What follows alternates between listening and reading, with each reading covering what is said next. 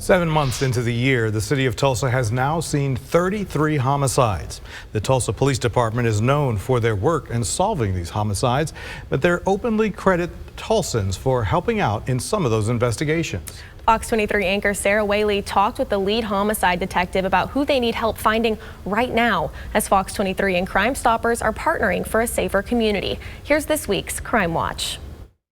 A North Tulsa neighborhood turned crime scene after police say an argument turned into a murder. There was an altercation between Celestine Mason and the victim that kind of bled over and caused the shooting later. We told you about Tulsa's 32nd homicide of the year. It happened on July 2nd near 46th Street North and MLK Boulevard. An affidavit in the case shows in the days that followed a lot of investigation, including talking to witnesses, looking at surveillance and license plate reading camera video, and digging into the possible suspects' backgrounds led to the charges against two siblings. This is Keith Stewart and Celestine Mason. Lieutenant Brandon Watkins says the murder ended up being an instance of a brother apparently watching over his sister, but doing it in a senselessly violent way. Lieutenant Watkins says Mason is homeless. She was living out of her van in the backyard of the victim's place. The affidavit says when police originally interviewed Mason the day of the shooting, she told them that she and the victim, Travis Watson, were arguing because she found that some property had been stolen out of her van. A witness to that argument says Mason then said she was going to call her brother to beat up Watson.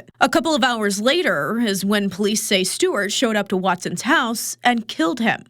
Now, Mason didn't pull the trigger, but according to police, Mason was there at the time of the shooting. Mason was there. Mason fled with the suspects. She came back about an hour and a half later with a story.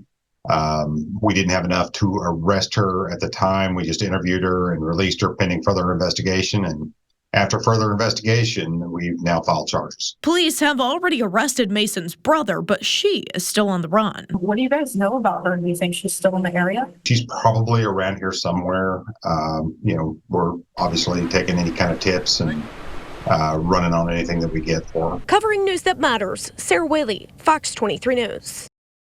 FOX23 partners exclusively with Crime Stoppers to help keep our community safe.